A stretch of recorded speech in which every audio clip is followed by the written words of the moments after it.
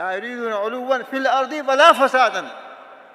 दो चीज़ें हैं, आदमी अपने को सबसे बड़ा समझे, सब उसके सामने हेज, इसका नाम तकब्बुर है।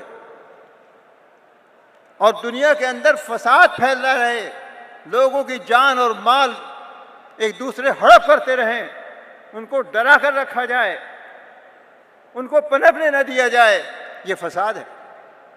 तो फरमाया कि वहाँ की जो ज़िंदगी है हमेशा की, अगर वहाँ भलाई चाहते हो, ऐ इंसानों जो तुम दुनिया में चंद सालों के लिए आए हो, चंद घंटों के लिए आए हो, ये नहीं रहेगी दुनिया।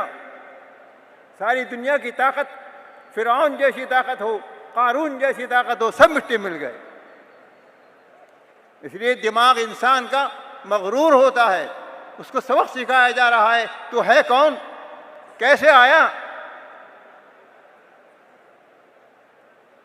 अगर इस बात को आदमी सोचेगा तो तबीयत के अंदर उसे सुकून पैदा होगा और एक दूसरे के साथ उनसियत का मादा पैदा होगा।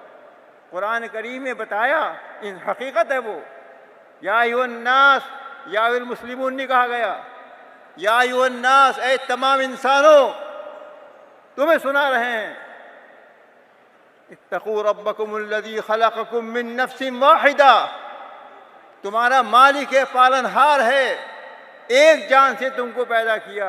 सबके अब्बा कौन है, दादा जान? आदम।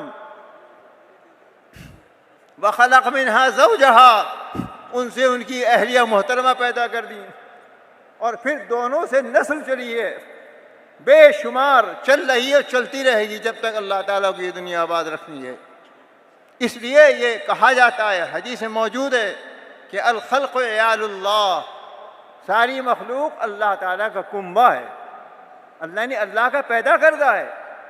अल्लाह ने हज़रत आदम को बनाया और हमारी अम्मा हव्वा को हज़रत आदम से बनाया।